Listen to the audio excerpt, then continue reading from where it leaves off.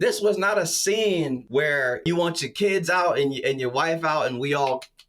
This is a threat to the whole kingdom, and everybody else is shaking in their boots. It is a time for battle. It is a time for war.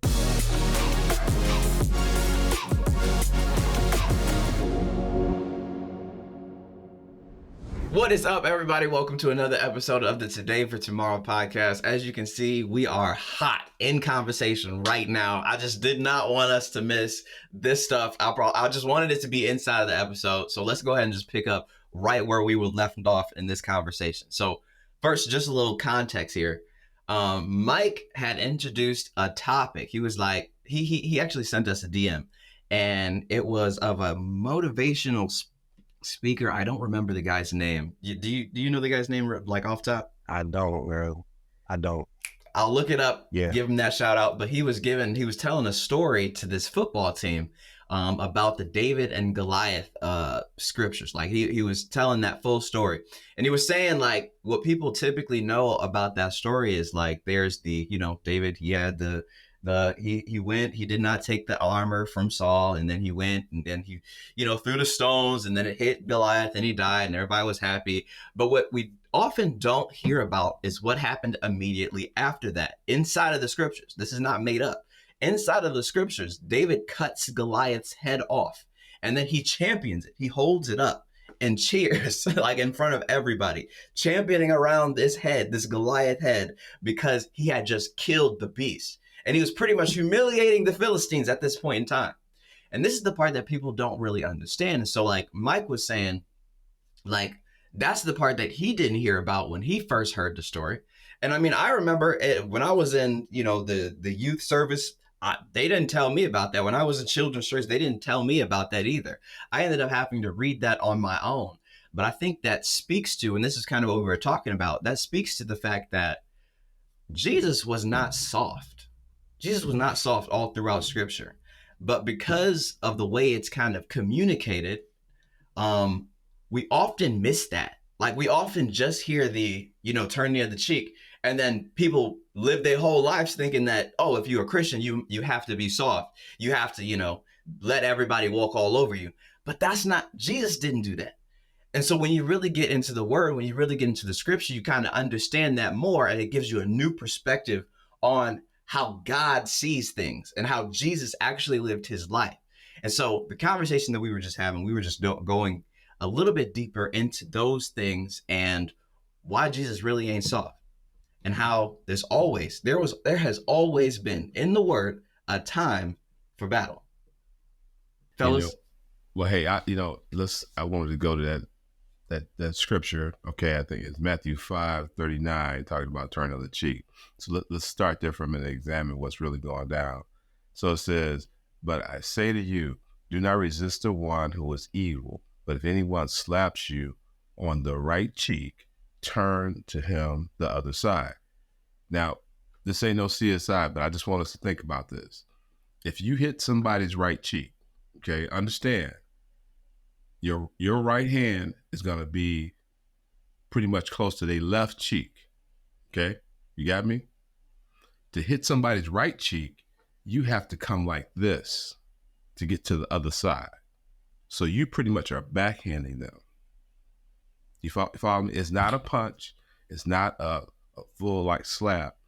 It's a insult. It's an insult.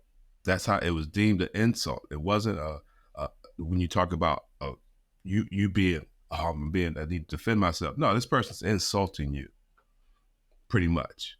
So it's how you deal with an insult.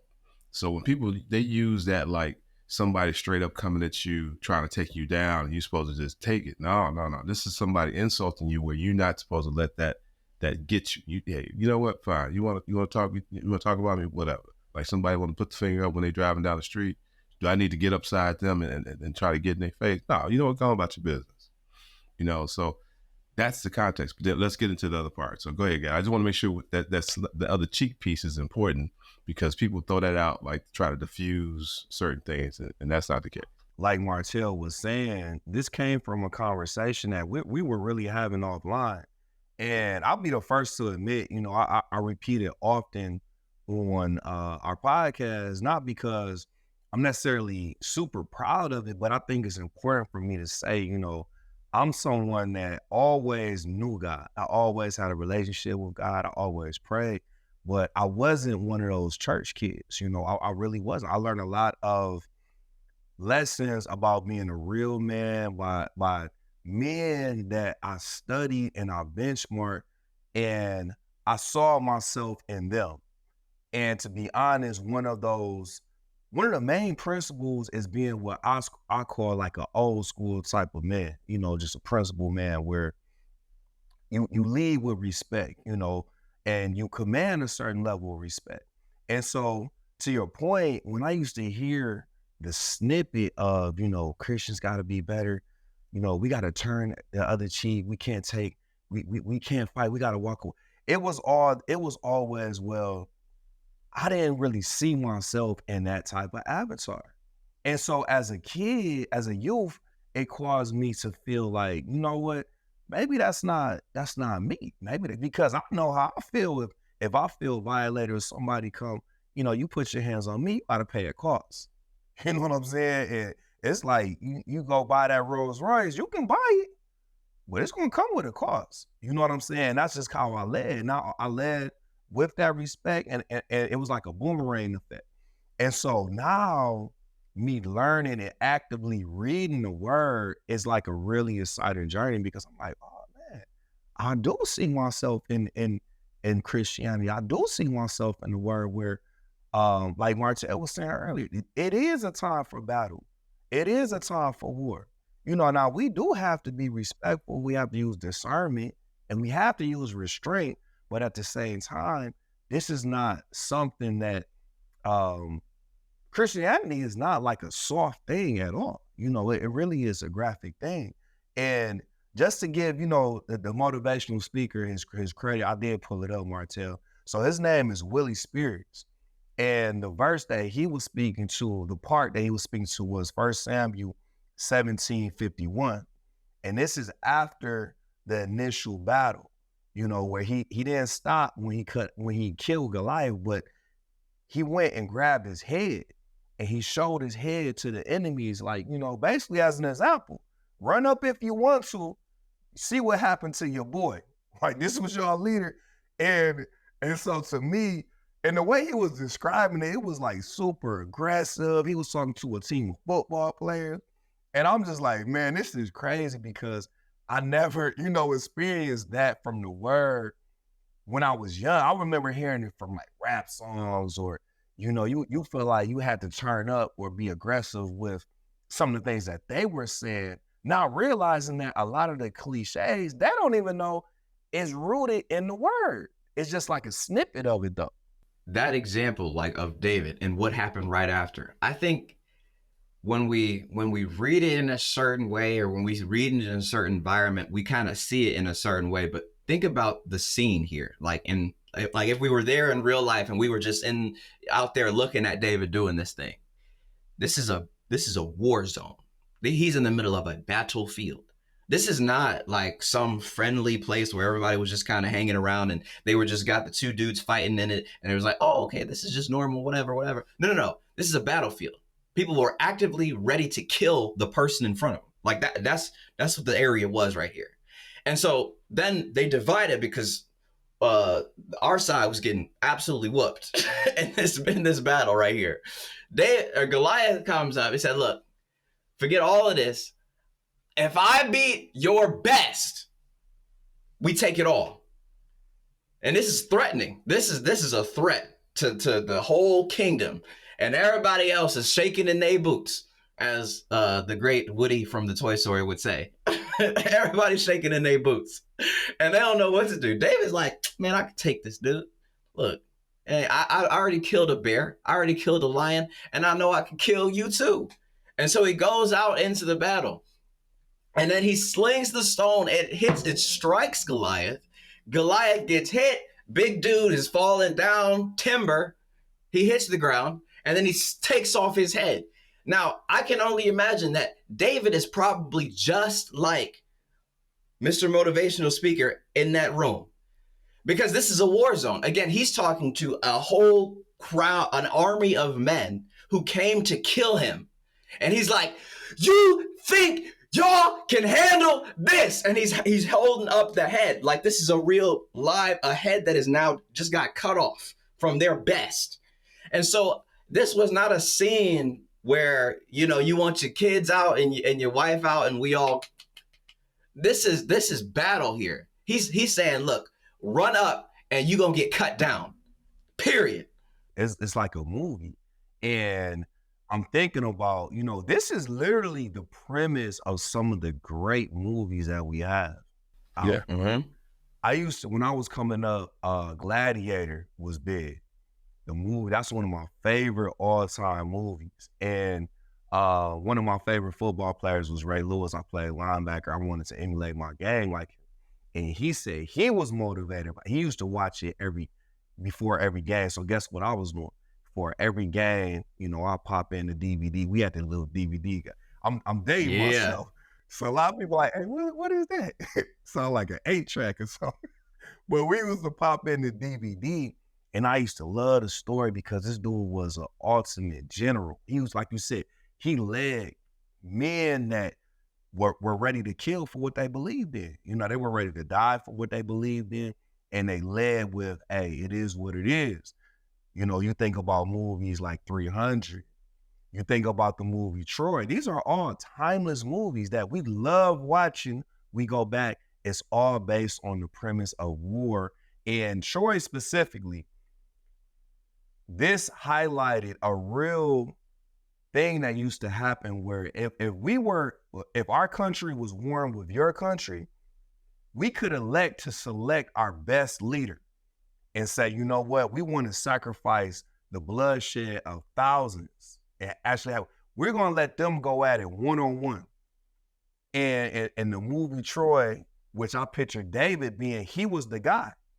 And at one point, when the kid was trying to find him, because he was at rest, he was asleep, and he had to go back and get him, like, man, don't you know you're going against a giant? You're going against this fearful guy? And he was like, you know, it is what it is. And the kid basically asked him, like, he basically said, like, I want to do it. You know, I want to do it. I would be scared. And he looked at the kid and said, that's why nobody will ever remember your name, because you ain't the guy. You know what I'm saying? And so it goes back to our conversation where there's men and women, but as men in this world that we're called for a specific reason. Sometimes you are cut from the cloth where I'm meant to lead. I'm meant to step in when it's wartime. It's a time, going back to the premise of the title, it's a time for battle. It's a time for war. And this is when you need a certain cut of men to step into the front.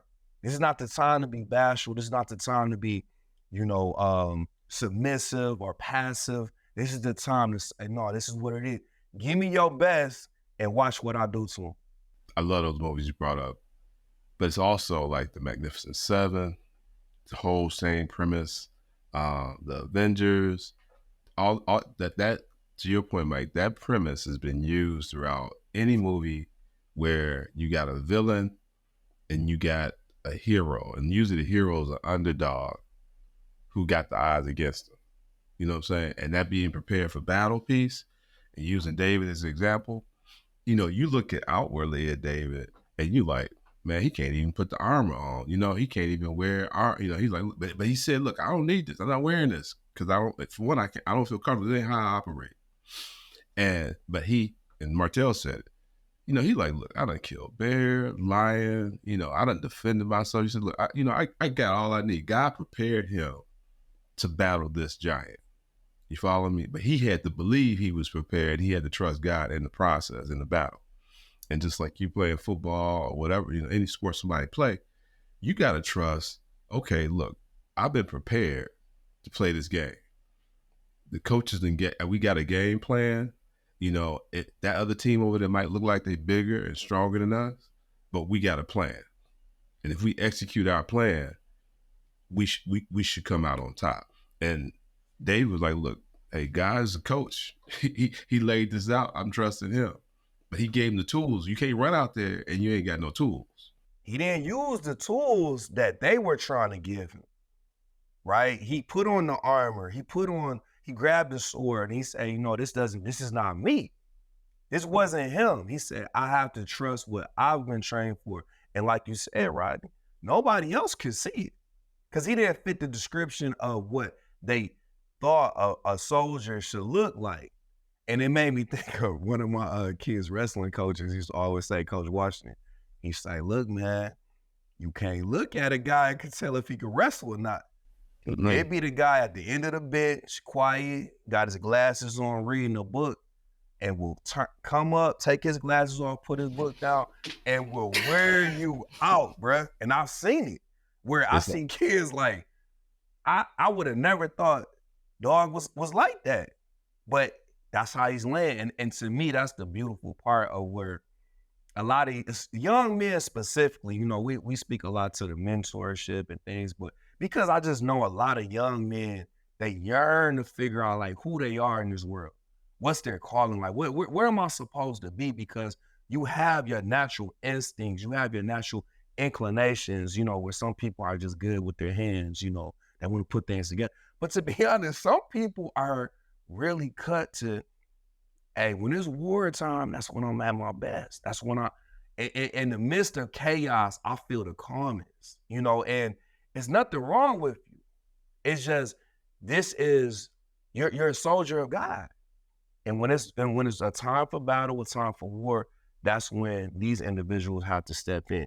I don't believe you can be the man, the father that God called you to be, the leader that God calls you to be, if you don't understand that there is a time for war. You just can't. You won't defend what God gave you. You won't defend it. You're not going to be a good protector. And as soon as somebody come up and slap you, you're going to think it's time to turn another cheek, and they're going to run away with all your stuff. And now you're going to embarrass your family. Yeah. It's like, look, Ecclesiastes, a time to kill is a time to heal, a time to break down, a time to build up, a time to weep, a time to laugh, a time to mourn, a time to dance, a time to cast away stones, a time to gather stones together, a time to embrace, and a time to refrain from embracing. And it's like, we like to forget about the fact that David was actually a warrior and a man after God's own heart. Wait a minute. Oh, wait. How could those two go together? Right. But all throughout the Old Testament, David would run to the front line of the battle and he would go slay the people. God would say, he would go ahead and get in his prayer closet. He'd say, all right, these people coming at us, do we fight? God says, you have my peace. He'd go take them out. Time and time and time and time and time again. They celebrated. 1,000 may fall at your side and 10,000 at your right hand, but it will not come near you. This is because God's got you. It's because God's favor is on you. That means that there is a time for battle, but since you have my peace, God's saying, you will be victorious in this battle.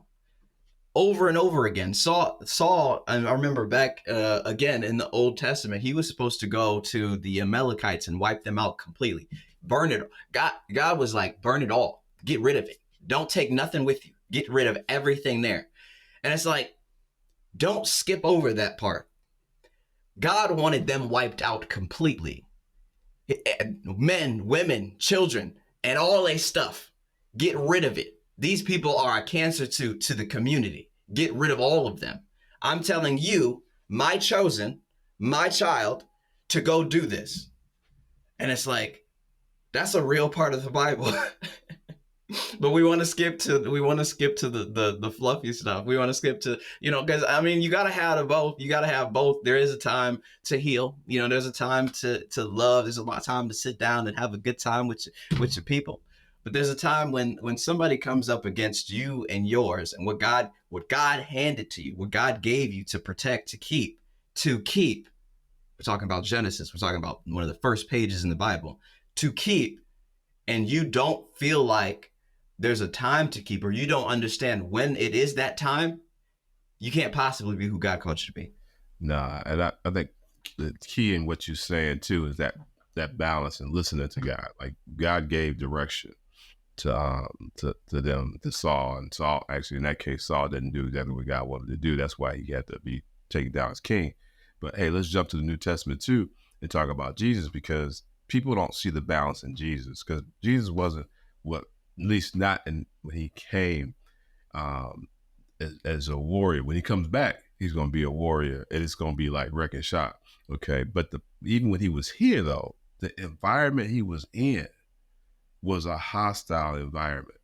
And I always remind people how Jesus walked into rooms knowing that the leadership wanted to kill him. The Pharisees and Sadducees wanted him gone. They wanted him dead. They was looking, they just, just imagine walking.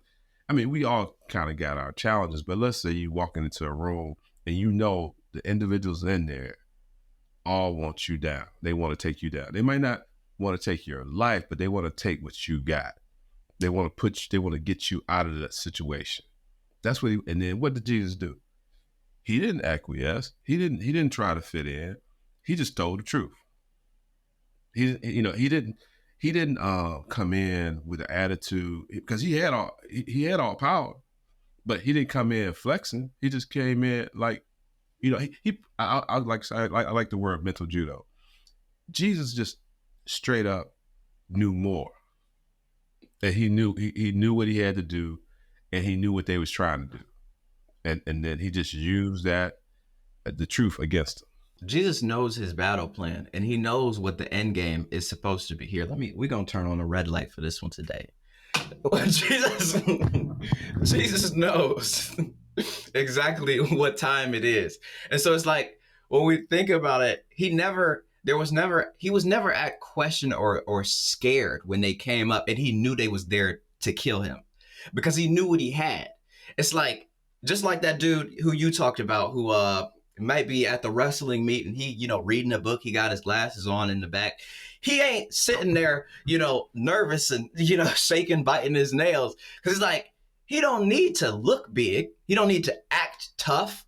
He know exactly what he's working with. He know exactly what he's doing. He don't need to tell anybody about it. He don't need to get to shouting. He don't need to get to clapping his hands and waving his fingers in the sky. He know that when it's time to get on the mat and somebody line up in front of him, he know exactly what he bringing.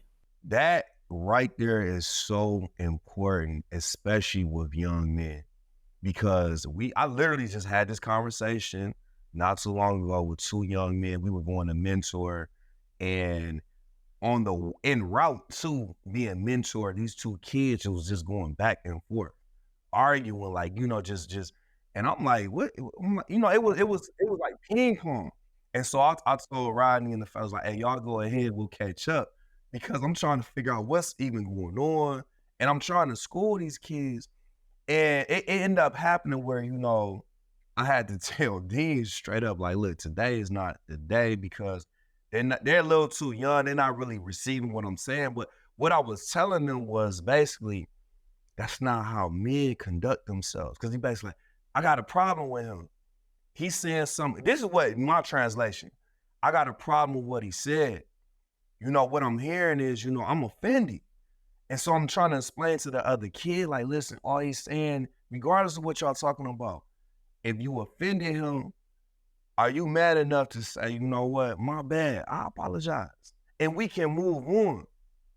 And they weren't ready to receive that. So I told them, I said, look, we're not going to give up on y'all. But today is not today, because you're not hearing. They were a little too young, I think. But this is the thing that we see with a lot of young men.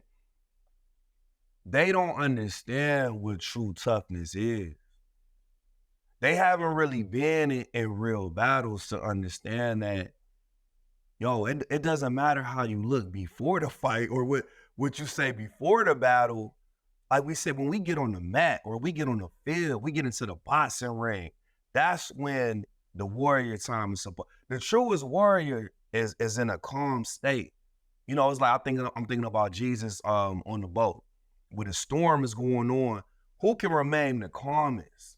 That's usually the one that is most experienced, because they know how the battle should end. They know they're saving and conserving their energy, because when the time is real, they want to be fully activated. before the fight, that's all the rah-rah.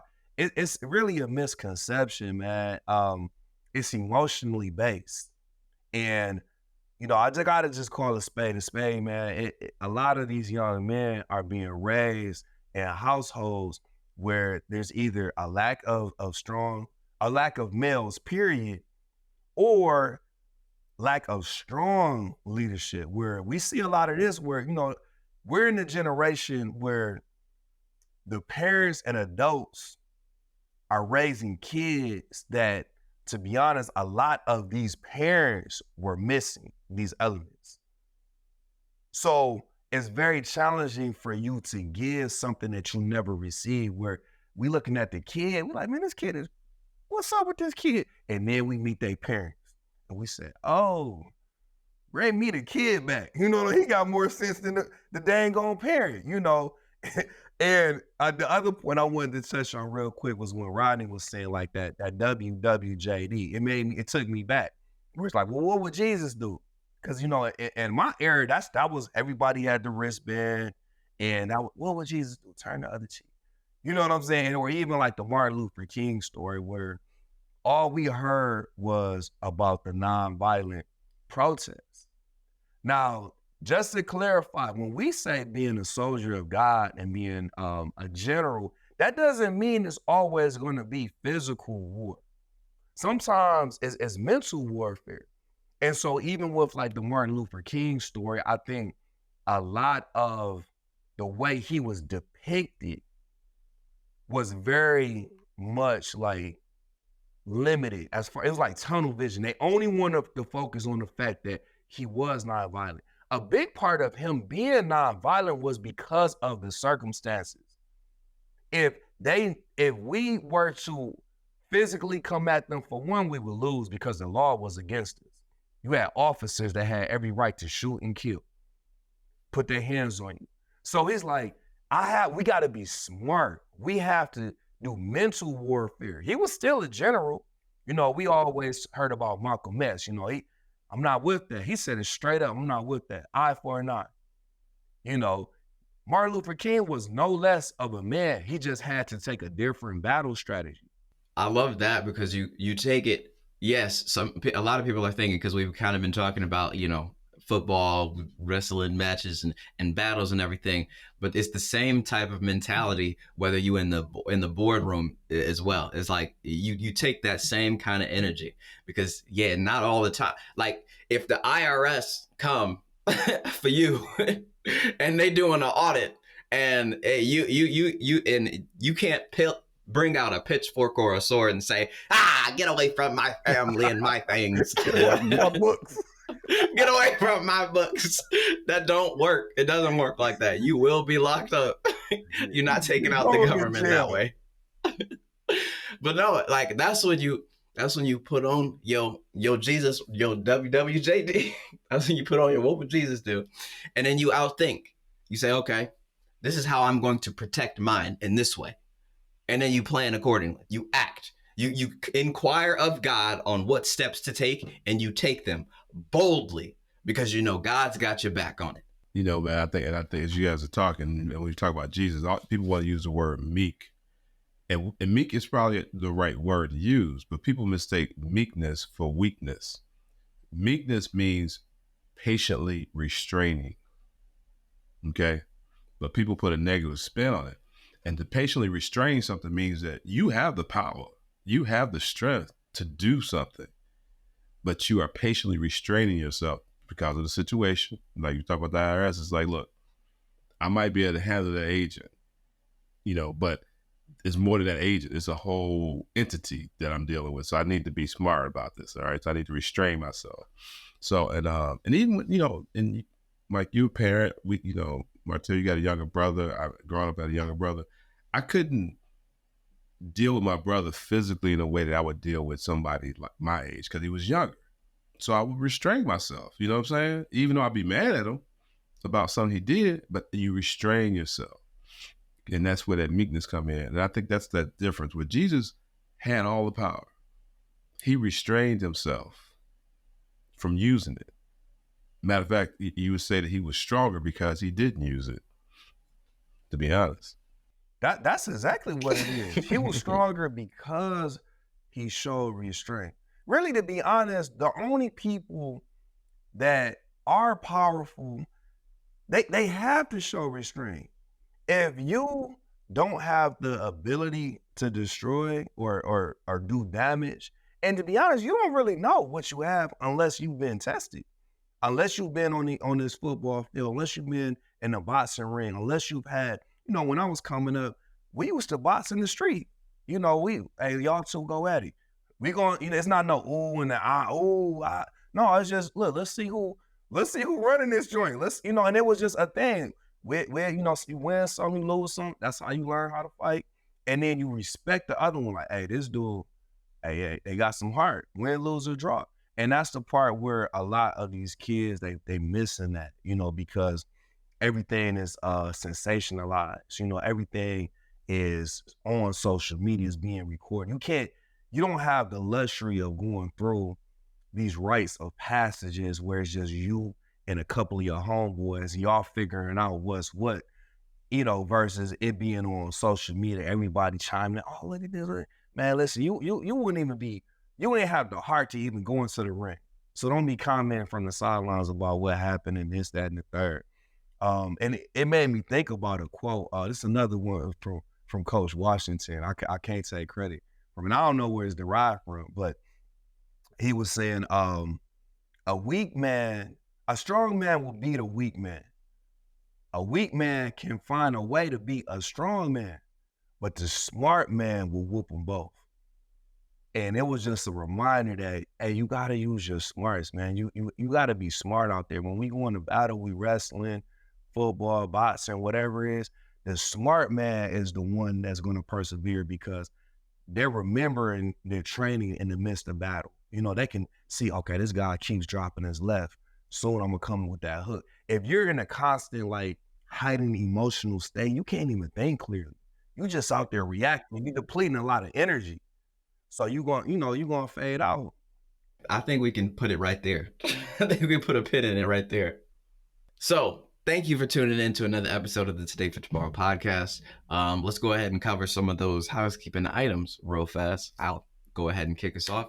Hey, look, if you are a roofer right now, you're a roofing contractor, you run a roofing business, you got probably a sales team, you got probably an assistant who's fielding these calls and everything, and you got your salesperson, they're probably working on commission, or you're doing something like a profit share kind of situation, dealing with insurance agents, dealing with adjusters, and it's kind of difficult right now, maybe potentially for you to find quality enough leads, book quality enough appointments to have a steady stream of new business so that you can hire the people who are going to help you to elevate your business to the level that you've always wanted it to be at.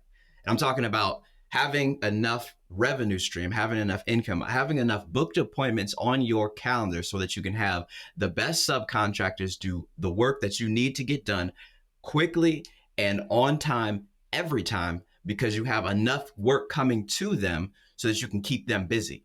If you don't have that, I want to interest you. I want you to know about something. Focus 417, done for you video advertising agency, specifically built to get you booked appointments onto your calendar, 60 of them over a 60-day period. If you're interested, if you want to learn more about it, there is information inside of the description. Go ahead and tap your link, book a call, and we'll talk soon.